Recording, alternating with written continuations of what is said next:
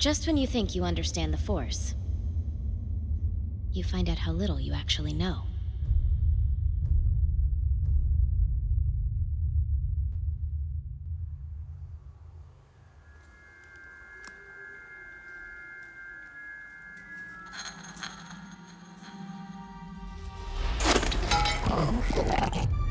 As a kid, we knew Luke had these abilities, but they weren't things that we thought of him as like a superhero.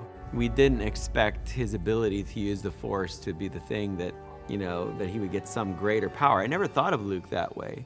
And in the end, what's significant to me and probably made the biggest impression was Luke throws away his lightsaber, the weapon of a Jedi, and he doesn't use a special Force ability to defeat the Emperor.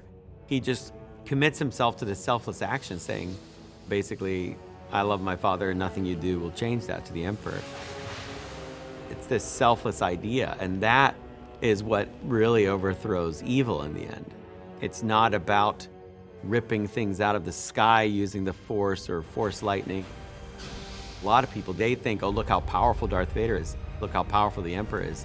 I want to play the bad guy because I get these powers. It's an empty feeling at the end of the day after the moment. So they have to keep doing things to feed this hunger of greed and selfishness and then fear for their own actions and fear of the world around them. And so it's the dark side is a spiral downward that you're trapped in. That's what you need to understand about the dark side. Where the light side, it's a selfless ideology in action. You're supposed to use it to aid other people, to save other people. That is your gift, ultimately, and to understand it at the highest level, you understand that even through action that might cause your death and reality, that you can transcend that reality and still be an influence for good on the world. And like many things in nature, it balances itself out. The Force has to be just out of reach, in a way, of our understanding. Just tempting enough for us to want to know more about it, but not defined in a way that makes it simply another weapon or tool to use. So Ezra doesn't know anything much about the Force. And if you think about the show, we don't go on and on and on with this kid asking a lot about it either.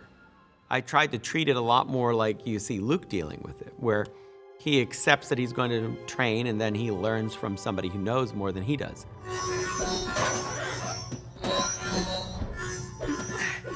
Gotcha! And I got you.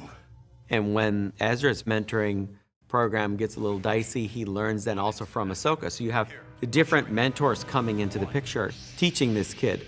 But it's a struggle. Growing your abilities are, and with them, danger.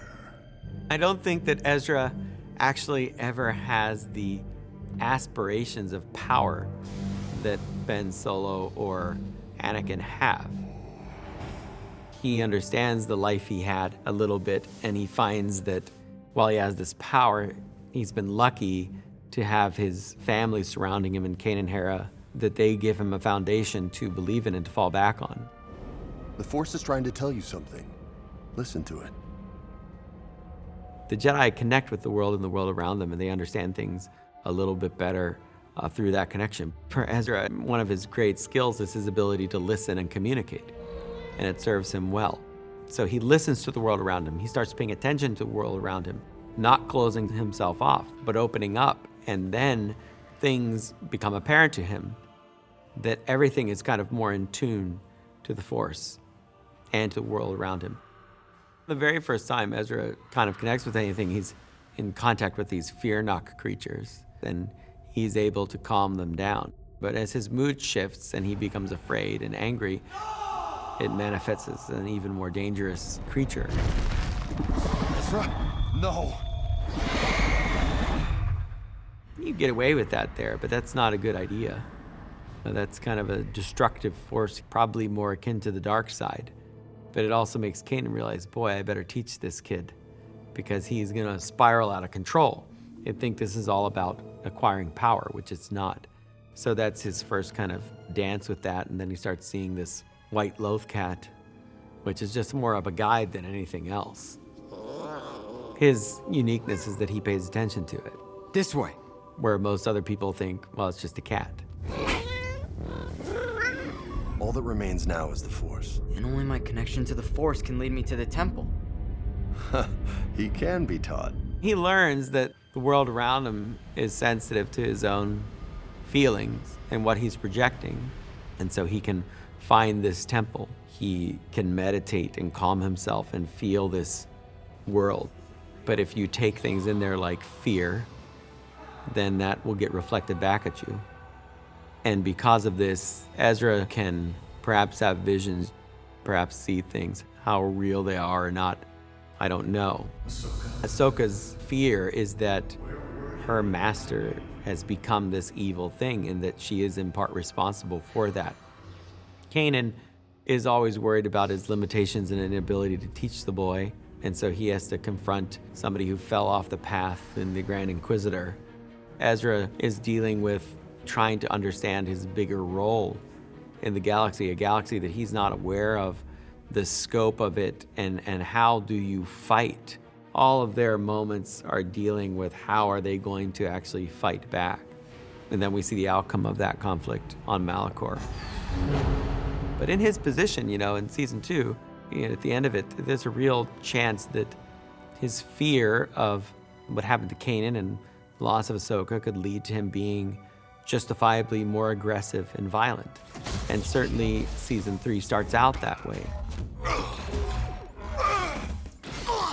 Is that really Ezra? Most of the time. I mapped Ezra a lot off of what George used to talk about as far as temptation goes and desire for power and how to reject it. So luckily, Ezra passes the test for the most part and learns to let go. But I have to let you go.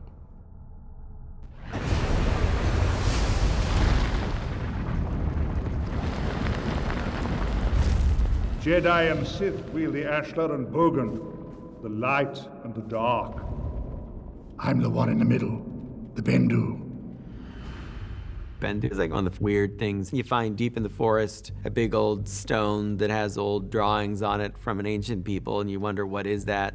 All these old ideas, all these old stories, and Bendu is just a remnant of that. I like that stuff. I grew up reading those stories, and to me, they're all kind of background and roots of where Star Wars comes from. And George distilled all these things, all these old myths into a modern story, a modern myth, and did it, really brilliantly. So, my hope is that George would see that I at least tried to follow using these creatures as a similar way of expressing the Force to the ideology he had, which is that they're really telling this kid to get over his fear and do things for others. You didn't prepare me for this, Kanan. What do I do now? When Kanan dies and Ezra falls into self-pity and is afraid and admits to being afraid, the wolves are like, we have no use for you. This is a waste of our time. Because they're not like these benevolent teachers.